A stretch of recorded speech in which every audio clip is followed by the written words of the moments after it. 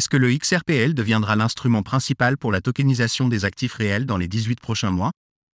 De plus, une dispute a éclaté entre les membres de la communauté XRP et Charles Hoskinson, le créateur de Cardano, à propos des allégations sur la porte d'entrée d'Ethereum. Enfin, le directeur de la technologie de Ripple a donné plusieurs explications plausibles concernant les frais de 20 XRP accompagnant une transaction de 410 millions de XRP. Explorons ces questions en détail, jusqu'à la conclusion. Si cela vous intéresse, je vous encourage à visionner rapidement la vidéo suivante. Lors d'une interview après le discours de Schwartz lors de la réunion des développeurs Apex 2023, le CTO de Ripple a évoqué les raisons principales qui font du XRPL une plateforme exceptionnelle pour les actifs réels. Il a également souligné l'importance de l'accessibilité et de la flexibilité des actifs tokenisés. Schwartz a affirmé que les individus souhaitent la capacité d'acheter, de vendre, de détenir et de transférer des biens sans être limités à une monnaie spécifique. Il a remis en question l'ancrage de la dette tokenisée au dollar américain, car cela restreindrait son utilisation aux détenteurs de dollars américains. Par exemple, un actif d'une valeur de 1000 $ ne devrait pas être achetable uniquement en dollars américains. Dans ce contexte, Schwartz a souligné la connectivité du XRPL avec différents produits, facilitant ainsi le commerce sans obstacle. Il a également souligné que la convivialité et la polyvalence du XRPL en font un choix idéal pour de nombreux scénarios. Schwartz est convaincu que le XRPL deviendra une plateforme de premier plan pour l'initialisation des actifs tokenisés dans les 18 prochains mois, ce qui a suscité l'enthousiasme des membres de la communauté XRP en raison d'un calendrier accéléré potentiel. Amélie, une fervente supportrice du XRP, a partagé un extrait de la conversation sur la plateforme X, exprimant son optimisme quant à l'avenir du XRP. Pendant l'interview, Schwartz a également expliqué comment la tokenisation révolutionne le secteur bancaire et élargit son rôle. Il a souligné les inefficacités liées au transfert de certaines formes de valeur et a noté que la tokenisation permettrait un accès plus démocratisé à divers produits financiers. Schwartz a mis en avant son potentiel pour favoriser un accès plus large à des produits d'investissement tels que les prêts garantis par des collatéraux et d'autres services financiers. Cependant, le conflit entre Charles Hoskinson, le créateur de Cardano, et la communauté XRP est toujours en cours sans aucun signe de résolution. Dans un récent message, Hoskinson a une fois de plus ridiculisé les membres de la communauté XRP qui répandent la théorie de Letgate. Il a comparé cela aux premières chutes de neige de l'hiver, se délectant de provoquer Letgate XRP avec des déclarations concises qui passent souvent inaperçues. Sans surprise, les commentaires de Hoskinson ont été fortement critiqués par les passionnés du XRP, qui ont vivement réagi à son comportement. Un partisan du XRP a même prétendu avoir vendu ses actions en ADA en raison de l'immaturité perçue de Hoskinson. Une perspective différente émerge lorsque nous examinons les aspects fondamentaux du système financier. Il est intéressant de noter le discours entourant la prétendue implication de M. Hoskinson dans ce qu'on appelle ETH Gate. Dans la communauté XRP, Ashley Prosper, une figure éminente, a profité de l'occasion pour se moquer de Hoskinson à la suite de son récent tweet. Cependant, ne négligeons pas l'importance de la clarification de M. Hoskinson concernant la théorie de Letgate. Il a explicitement déclaré que l'intention derrière la prétendue collusion entre les dirigeants d'Ethereum et la SEC n'était pas seulement de cibler Ripple, mais de bénéficier de tous les projets de crypto, sauf Ethereum.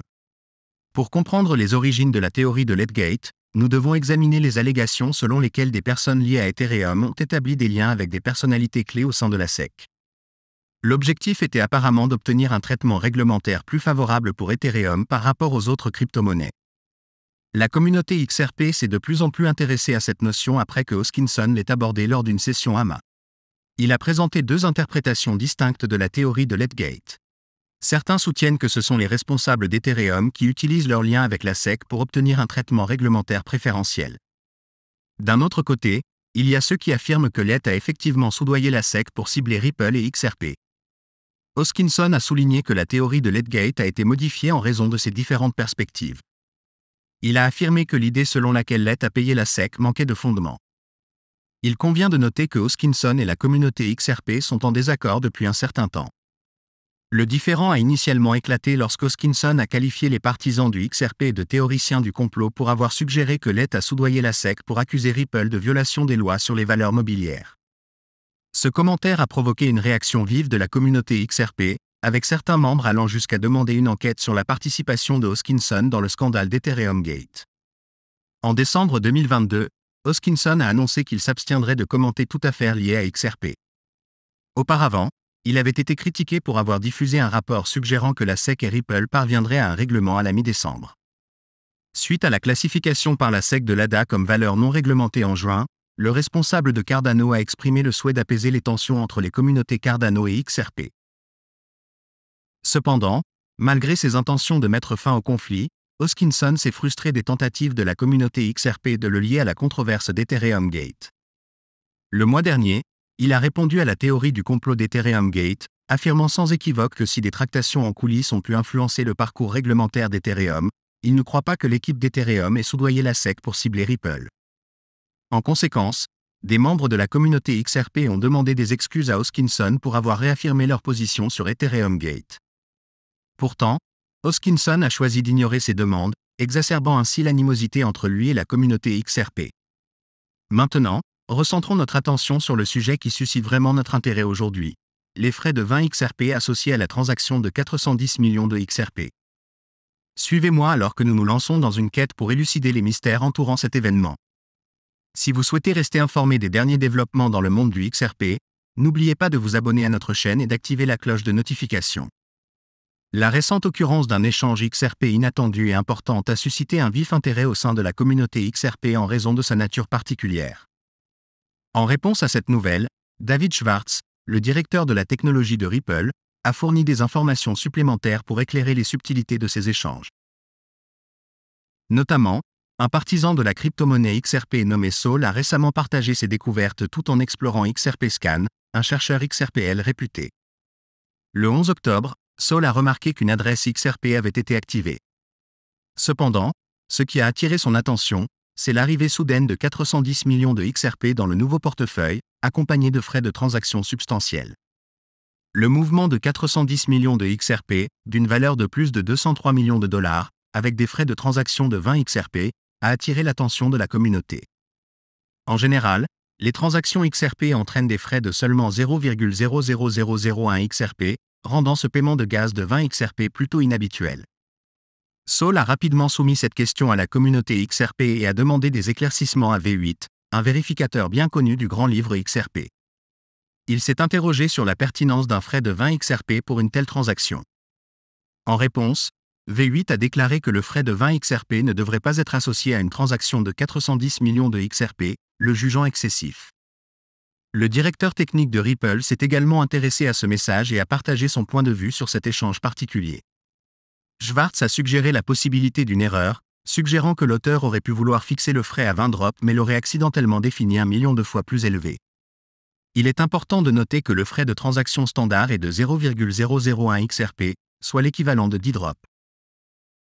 Pour mettre cela en contexte, il n'est pas nécessaire d'acheter une unité entière de XRP pour commencer à échanger.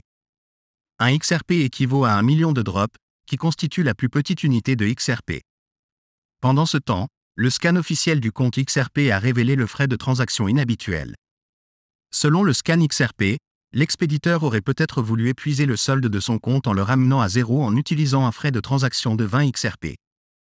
Cependant, il aurait tenté de le faire en dépensant toutes ses réserves de compte, ignorant apparemment l'accord de suppression de compte mis à jour et l'exigence de réserve de compte révisée. Certains amateurs de crypto-monnaies soutiennent qu'un frais de 20 XRP, d'une valeur de 9,90 $, reste trop faible pour une transaction de plus de 200 millions de dollars, quelle que soit l'origine de l'erreur. Cette discussion souligne les frais de transaction exceptionnellement bas associés à l'XRPL. Profitez du contenu et pensez à vous abonner pour rester informé des prochaines publications. Votre soutien est grandement apprécié et m'aide à mieux comprendre le fonctionnement de cette plateforme. Si vous souhaitez éclairer d'autres personnes comme vous avez été éclairé, veuillez partager ce contenu avec le plus grand nombre possible. Diffusons cette nouvelle largement. En tant que communauté, nous devrions nous réunir pour discuter des derniers développements demain. D'ici là, prenez soin de vous.